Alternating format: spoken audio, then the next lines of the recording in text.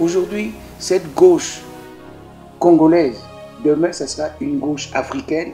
Et je peux peut-être dévoiler un petit secret. Le président est en train d'y travailler pour un élargissement au niveau de l'Afrique.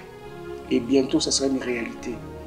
Ce ne sera plus seulement la gauche congolaise, mais la gauche africaine.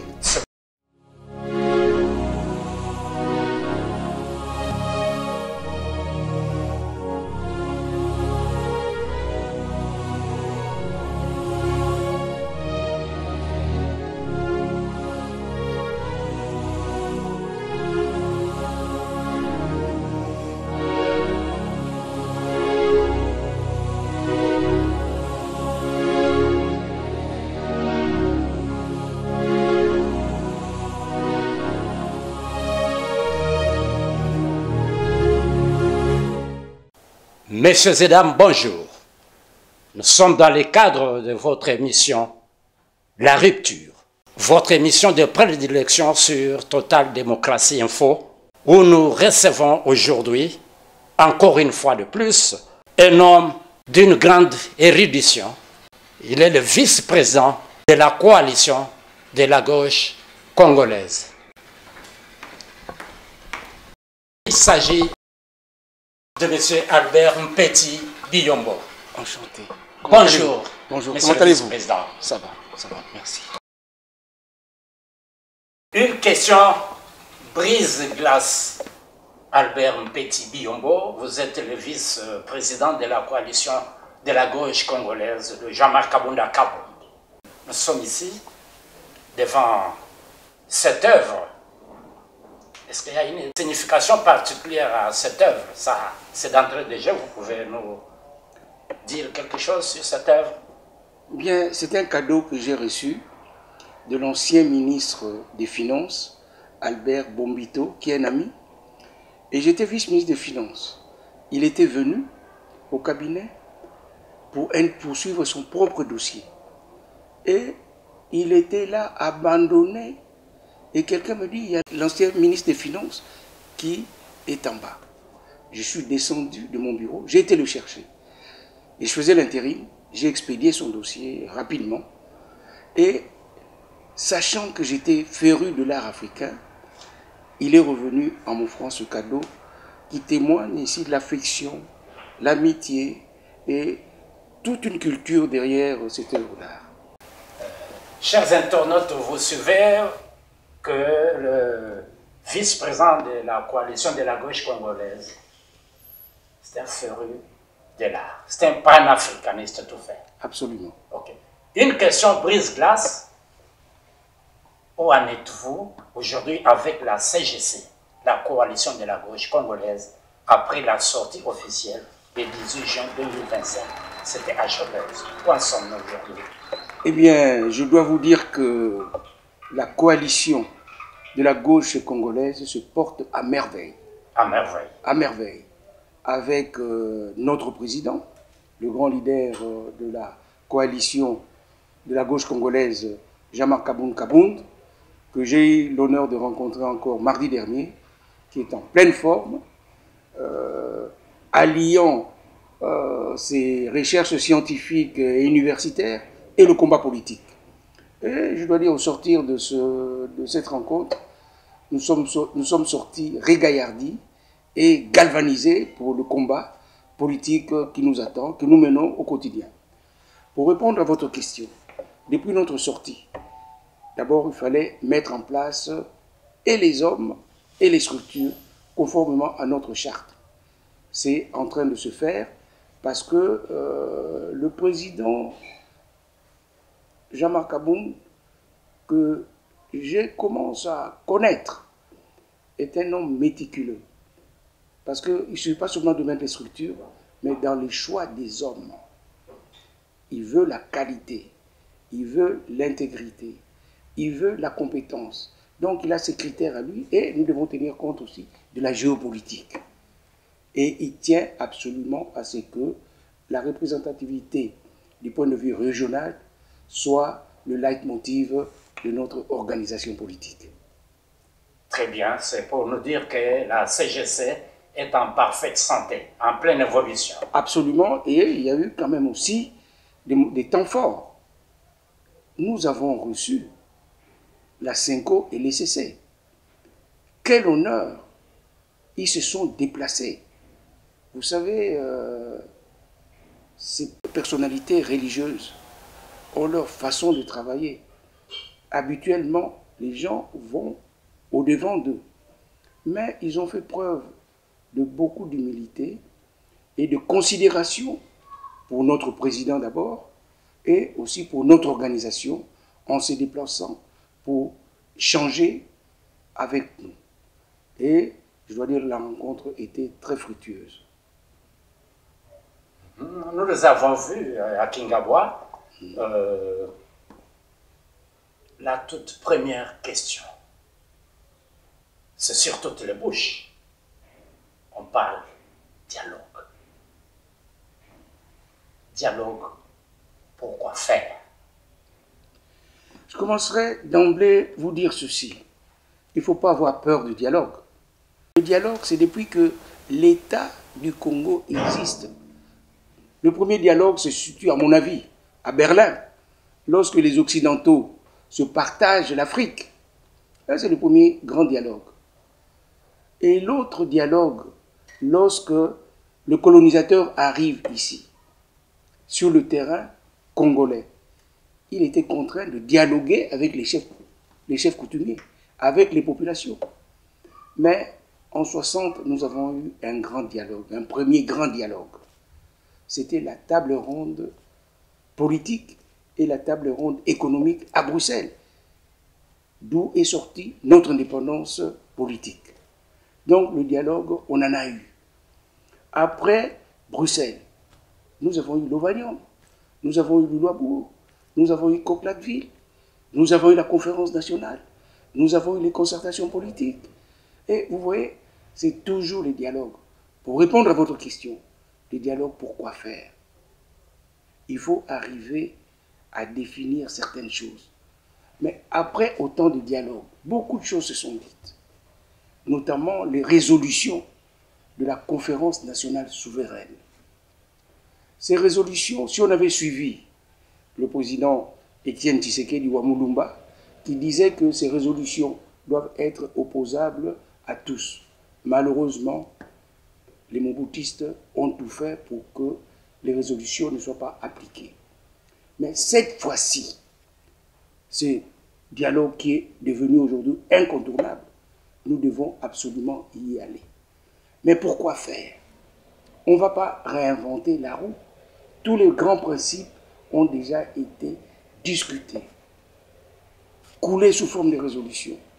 Peut-être les réactualiser, mais le plus important, c'est l'applicabilité. Et que ces résolutions soient opposables à tous. Et que ça soit appliqué sur le terrain. Il ne faut pas que nous allons pour une énième dialogue pour se partager les postes. Non, il faut voir plus loin que ça. Donc je pense qu'aujourd'hui, le vrai problème, c'est l'ADN du politique congolais. Est-ce que dans notre ADN comme politique, nous aimons cette population? Est-ce que nous aimons ce pays? C'est là, ce dialogue doit être centré autour de ça. Qui n'est pas politique, qui veut? Il faut absolument qu'on ait des hommes d'État, au sens propre du terme. Pas quelqu'un qui arrive parce que les jeunes gens du quartier l'aiment bien, à communauté politique. Non. D'abord, la politique, c'est une science. Pourquoi on enseigne les sciences politiques? On ne peut pas s'improviser politicien. Par ailleurs, lorsque vous regardez les grandes nations, les gens qui arrivent comme politiques, c'est des gens qui ont déjà prouvé dans leur vie qu'ils ont réalisé des choses. Des anciens avocats, des anciens professeurs, des anciens entrepreneurs. Donc, il faut avoir eu un parcours. Et quand vous avez eu ce parcours-là, vous pouvez maintenant venir servir l'État. j'aime beaucoup le mot anglais, civil servant. Ça veut dire le grand commis de l'État. Vous êtes là pour servir l'État et non pas entrer dans la politique pour aller s'enrichir. Si on veut s'enrichir, on fait des affaires. Oui, ça c'est la moralisation de la classe politique congolaise. Il fallait une andragogie pour au moins soulager cette population qui souffre beaucoup parce que c'est tout le monde qui vend une parcelle, il a de l'argent, il achète des copains, demain il est élu politicien. D'ailleurs, on dit que c'est le métier qui paye le mieux au Congo. Oui, mais vous savez, c'est là où nous allons marquer la rupture. La rupture, le mot cher à Jean-Marc Kabunda Kabund, notre grand leader de la coalition de la gauche congolaise. La rupture. C'est-à-dire, nous devons faire la politique autrement. Nous ne pouvons pas toujours aller dans les chantiers battus et ne pas marquer cette rupture. Faire la politique autrement. En 60 années, lorsque Papa Kassavou, Lumumba, Tchombe, Albert Kalonji et tant d'autres menaient campagne, est-ce qu'ils allaient avec des t-shirts? Est-ce qu'ils allaient avec des sacs de riz? Est-ce qu'ils allaient avec des chaises en plastique pour tromper la population? Ils essayaient de nous expliquer ce que c'est l'indépendance politique. Ce que c'est le Congo nouveau. Le Congo qui n'était plus Congo belge, qui était devenu maintenant Congo des Congolais. Est-ce qu'ils avaient besoin de nous donner des t-shirts? Non. Il faut que nous changions. Oui, ça, c'est la particularité de votre émission sur Total Démocratie Info. Un nouveau vocable que les Congolais doivent intérioriser pour faire la politique autrement. Vous avez parlé du dialogue, mais qui va chapeauter ce dialogue? Il y a tantôt ceux qui marginalisent la Senko, il y en a. Pour vous, Albert Mpeti, qui peut chapeauter ce dialogue, qui se veut d'ailleurs inclusif? Je crois qu'il y a plusieurs étapes. Il y a l'étape, normalement, c'est le chef de l'État qui doit convoquer le dialogue. Maintenant, pour répondre à votre question, ce n'est pas parce que le président de la République a convoqué le dialogue qu'il doit chapeauter. Non.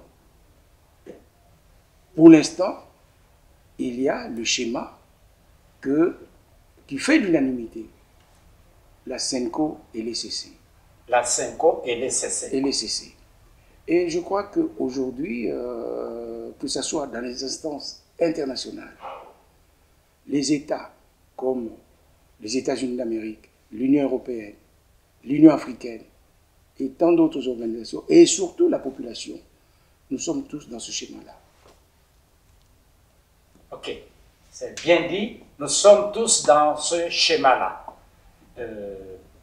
Disons peut-être, je vais préciser, une majorité. Voilà. La majorité, pas tous, parce que c'est difficile de faire l'unanimité. Tout à fait. Mais après ce dialogue, on est en train de parler aussi dans l'opinion, parle dans l'opinion, mais le président va annoncer la formation d'un gouvernement d'union nationale. Est-ce que ce gouvernement doit être nommé avant ou après le dialogue? Pour vous, l'avis de la CGC, parce que je sais que vous êtes la bouche autorisée. Vous êtes le vice-président de la coalition de la gauche congolaise. Je dois vous dire que pour nous, la coalition de la gauche congolaise, nous ne sommes pas partie prenante pour un gouvernement avant le dialogue. Nous pensons que nous devons avoir un consensus. Et si on veut faire vraiment un gouvernement d'union nationale et qu'on veut vraiment recouvrer l'unité nationale, nous devons avoir ce dialogue, nous parler entre nous Congolais et définir l'avenir immédiat de ce pays. Donc, après ce dialogue, après ce consensus, on mettra une équipe gouvernementale pour gérer l'État. Donc, nous ne sommes pas partie prenante pour ce gouvernement qui va se tenir maintenant. Très chers internautes, vous suivez que pour la CGC n'est pas dans le schéma de faire sortir le gouvernement avant avant le dialogue. Il faut le dialogue d'abord, c'est au dialogue que nous allons faire sortir un gouvernement d'union nationale. C'est très bien dit, ce n'est pas moi qui l'ai dit, c'est le vice-président de la coalition de la gauche congolaise, Albert Mpeti Biyombo. Il y a eu, au mois de juillet, des négociations passées simultanément à Washington et à Doha. Pour vous aujourd'hui, ce processus avance ou bien il y a une certaine léthargie? Une certaine léthargie, c'est peut-être trop dire. Vous savez, il y a, à mon niveau, je pense qu'il y a deux temps. Le premier temps, c'est à l'international. À l'international, c'est la République démocratique du Congo et le Rwanda. Et là, c'est les accords de principe de Washington. Il y a, en deuxième temps, les dialogues entre le gouvernement de la République et AFC M23. Donc l'accord de Qatar à Doha. En troisième temps, il y a ce que nous réclamons et que nous avons, c'est pratiquement acquis, auprès de l'opinion nationale. C'est le dialogue global et inclusif que notre leader, Jean-Marc Kabund, réclame sans cesse. Donc, il y a ces trois niveaux-là. Je pense que nous sommes dans un processus. Il y a, bien sûr, comme dans toute guerre, il y a ce qu'on appelle les combats d'arrière-garde. Mais aujourd'hui, je vous pose clairement la question, c'est à vous à me poser des questions. Est-ce qu'on voit encore le M23 et AFC avancer comme ils avançaient sur le plan militaire? Non. Ils sont stoppés maintenant par ces accords-là. Mais nous sentons, il y a des tueries. Oui, mais ça, ce que je vous dis, c'est des combats d'arrière-garde. Évidemment, nous déplorons ces morts. Que nous condamnons aussi les auteurs de ces... D'autant plus qu'il y a des accords. Je pense que ces accords, c'est un processus. Et c'est irréversible. L'ère Kagame, où il a sémé la terreur à l'est de notre pays, est terminée. Et c'est à nous aussi, Congolais, de saisir cette opportunité pour montrer les dents, tout en respectant les accords que nous avons signés. Que ce soit à Washington ou à Doha. Donc, vous nous confirmez que le processus avance. Est en perte de vitesse. Bien, c'est-à-dire, suivant les accords, ils n'avancent plus comme ils avançaient autrefois. Et suivant les informations que nous avons, bien, à Goma, il y a déjà des mouvements de retrait des militaires. Donc, des militaires de la rébellion et leurs supplétifs rwandais. Ils sont en train de quitter Goma. Donc, c'est suite à ces accords. Mais c'est un processus. Il ne faut pas l'oublier. C'est un processus. Donc, parce qu'il y a eu le cadre de M23, Sultan Makenga, qui en a aussi fait allusion. Absolument. Absolument. Parce que je crois qu'il faut bien dire, aujourd'hui, il est très difficile de s'attaquer à Donald Trump, qui est aujourd'hui très puissant dans le monde. Il a tapé du poing sur la table. Ah oui, je crois que nous, les Congolais, nous devons vraiment nous allier aux républicains américains. Savez-vous que les républicains américains, c'est eux qui ont mis fin à l'esclavage? Mais nous, les Noirs américains, les Afro-américains, ont préféré suivre leurs anciens maîtres pour une certaine sécurisation, entre guillemets, en allant massivement chez les démocrates. Les démocrates, s'ils étaient au pouvoir, eh bien, je crois que la balkanisation de ce pays allait être effective.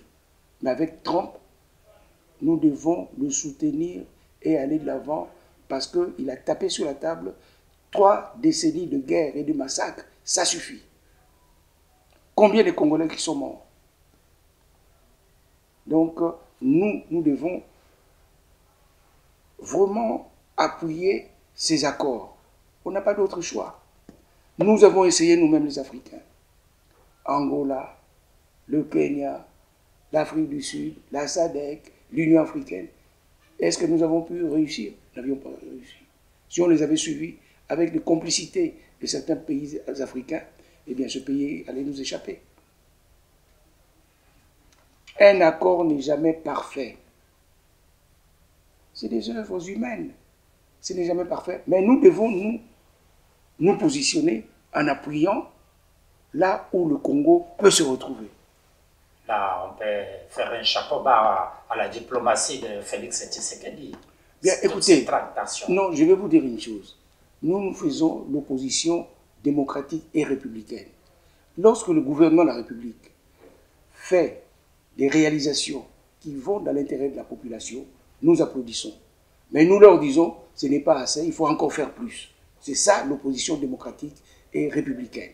Très chers internautes, là vous suivez Albert Mpeti Biombo, qui est une bibliothèque vivante.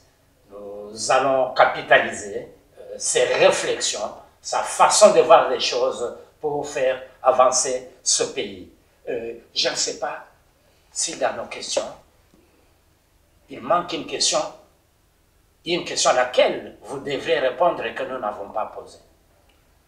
Oh, écoutez, ce que je peux dire, en créant cette coalition de la gauche congolaise, je salue une fois de plus l'intelligence, et surtout l'intelligence politique et la vision de notre président. Il a rassemblé les humanistes, les socialistes, parce que la gauche, elle est plurielle. Aujourd'hui, cette gauche congolaise, demain, ce sera une gauche africaine, et je peux peut-être dévoiler un petit secret. Le président est en train d'y travailler pour un élargissement au niveau de l'Afrique. Et bientôt, ça sera une réalité. Ça ne sera plus seulement la gauche congolaise, mais la gauche africaine. C'est pour dire que la sortie officielle à Showbuzz le 18 juin 2025 a eu un écho favorable en Afrique. Absolument. Il y a des leaders importants. Pour l'instant, je ne peux pas les citer tous, même pas les citer. Mais nous sommes déjà en contact avec eux. Et demain, ça va être une réalité. La gauche africaine, au-delà de la gauche congolaise. La chose la plus importante, c'est quoi? C'est que nous avons été, à travers notre président, Jean-Marc Kabunda Kabound, il a été l'initiateur, pas seulement au Congo, mais au niveau de l'Afrique. Et une autre Afrique est en train de naître. Et là, il y aura la rupture pour ce qui est politique. Et nous ne laisserons plus n'importe qui venir en politique pour s'enrichir. Celui qui veut s'enrichir, il fait des réalisations, il fait des affaires. Un homme d'affaires qui gagne de l'argent, c'est tout à fait normal. Mais un homme politique qui s'enrichit au détriment des populations, là, ce n'est plus normal. Là, c'est pour suivre peut-être votre exemple. Quand vous étiez ministre à 2 reprises, vous étiez député national. Absolument. Vous savez, il faut avoir un certain sens de l'État. Et tout ça est lié à une tradition personnelle. Mon engagement politique date de mes 17 ans, 18 ans d'âge. Je vous ai parlé la dernière fois, j'étais à l'UGEC, l'Union Générale des Étudiants Congolais, un mouvement avant-gardiste, un mouvement anti-impérialiste. Nous avons milité là lorsque nous étions étudiants. Nous étions étudiants. J'ai eu la chance de rencontrer les Africains dans le mouvement La FEANF, qui était un grand mouvement anti-impérialiste. Et donc aujourd'hui, c'est vrai que nous avons évolué. Mais je rentre dans mes premiers amours, qui étaient la gauche. J'ai été même, certains amis qui étaient avec nous à l'université à Lyon, savent que j'étais même trotskiste. Donc, dans l'extrême gauche. Et nous militions. Mai 68, le mouvement étudiant, j'arrive en première année de l'université. Eh bien, en 68, c'est la révolte des étudiants en France. Mais moi, j'étais du côté des extrémistes, des trotskistes. Donc, c'est une tradition personnelle. Et je pense que quand on fait la politique, c'est pour servir la nation. Et comme je l'ai dit, il faut d'abord avoir un parcours. Vous savez, on a vu des ministres ici, c'est même parce que c'est un signataire. Il ne sait même pas comment organiser un ministère.